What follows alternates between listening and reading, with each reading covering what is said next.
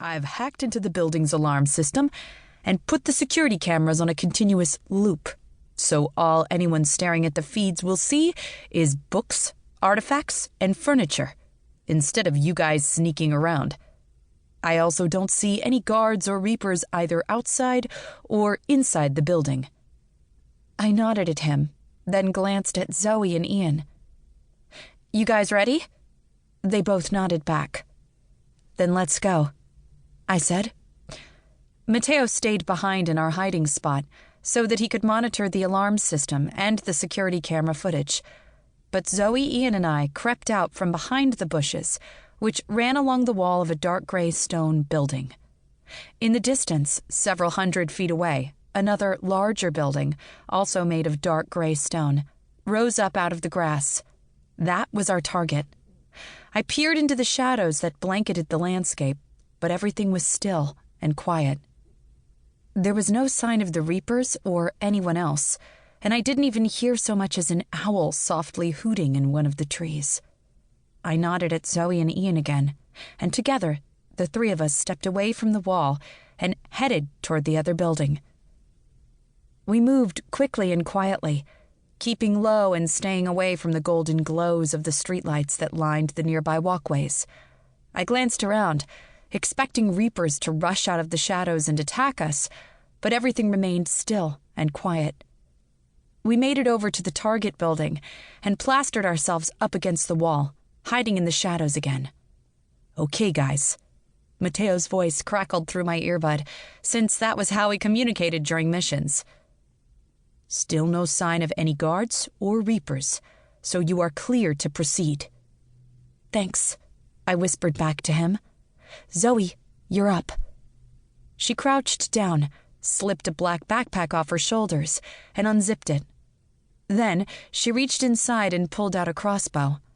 Unlike the large, heavy wooden ones that the Mythos students trained with in gym class, this crossbow was made of black plastic and was barely bigger than my hand. Round blue crystals ran down the barrel, giving the weapon a bit of sparkly bling. Zoe grinned and showed off the crossbow for Ian and me. Something new that I've been working on. Small but mighty. Just like me. Everyone on Team Midgard had a specific role that best suited their interests, talents, magic, and skills. Matteo was the computer guru, Ian and I were the fighters, and Zoe was our genius inventor. She struck a pose with the crossbow, showing it off a moment longer, then reached into her backpack and fished out a small silver grappling hook attached to a long length of rope. Zoe slid the barrel of the grappling hook into the end of the crossbow, where the bolt would normally go, and fed the attached rope through a small loop on the side of the weapon. Then she dropped the rest of the rope onto the ground. Matteo, Zoe whispered. Are we still clear?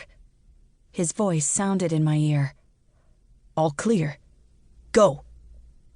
Zoe stood up, still holding her gadget.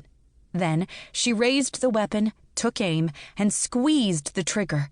The silver grappling hook shot out of the end of the crossbow and zoomed upward, taking the attached rope along with it. Clang!